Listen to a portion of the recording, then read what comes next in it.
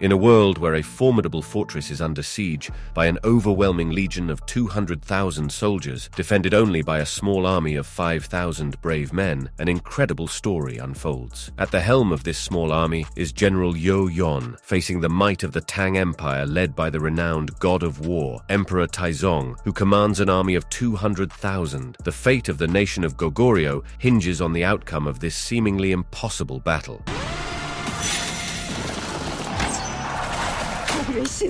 Among the valiant soldiers leading the charge against Taizong's forces is Samuel, a soldier with a mission. Alongside him is his brother, a woman known as a clairvoyant, who claims to communicate with the gods of Goguryeo, observing the battle's events intently. Initially, the battle appears to favor Yon's army, but a surprise legion from Taizong's forces encircles them, leading to brutal losses. As the battle's fury raged on, a shattering revelation unfolded. The clairvoyant, their beacon of hope, had foreseen their imminent defeat. General Yo Yon, his heart heavy with dread, made the gut-wrenching decision to order a retreat, hoping to salvage what remained of their forces. However, in the chaos of battle, tragedy struck as Samuel's brother valiantly attempted to relay Yon's command. She paid the ultimate price, her life extinguished by the relentless onslaught of Taizong's forces. Amidst the cacophony of warfare and the haunting echoes of their retreat, Yon's beleaguered army returned to their homeland, carrying with them the weight of their defeat. Samuel, burdened not only by the loss of the battle, but also by the lifeless body of his beloved brother, struggled to reconcile with the harsh and unforgiving reality of their situation. Taizong's triumph did not stop at the fortress walls, for it brought with it an unexpected guest, the clairvoyant herself. Armed with a sacred bow and arrow,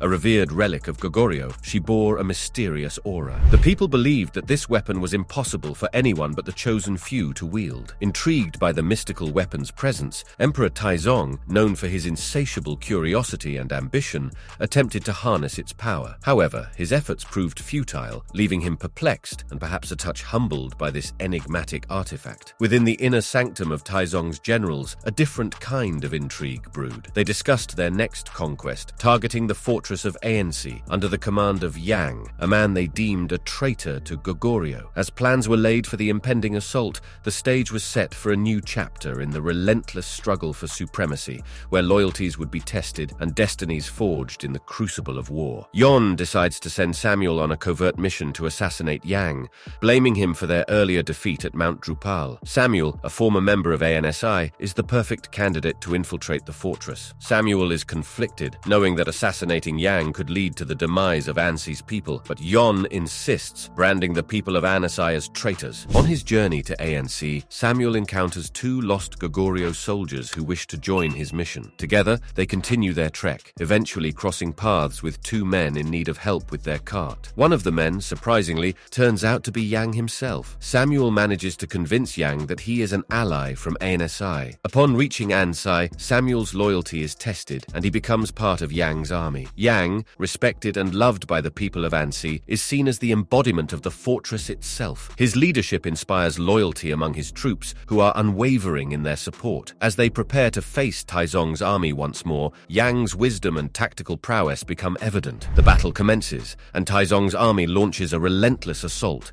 using massive rocks to breach the fortress's walls. Despite the damage inflicted, the walls, fortified with sand, remain standing. Taizong's soldiers attempt to scale the walls using siege ladders, but Yang's men fight back valiantly. Becker and Paso, commanders under Yang's command, await his signal for a well-planned flank attack. As the battle rages on, Yang devises a brilliant strategy, using flaming arrows and oil pouches to set the siege towers on fire. This tactical move forces Taizong's army into a retreat. However, during the battle, Yang is gravely wounded. He is saved from certain death by Samuel, who eliminates a threatening enemy general. Samuel's actions earn him Yang's gratitude and respect, but also reveal his inner conflict. Samuel wrestles with his loyalty to Yon and his growing admiration for Yang. Meanwhile, Taizong, infuriated by his repeated failures against Anasi, hatches a new plan. A colossal dirt mound is constructed to breach Ansei's walls, a strategy that Yang realizes will be impossible to counter. Despite the clairvoyant's warnings and pleas, Yang refuses to surrender to Taizong. Months pass as the mound construction accelerates, outpacing Ansei's preparations. Samuel suggests seeking reinforcements from Gogoryo's capital,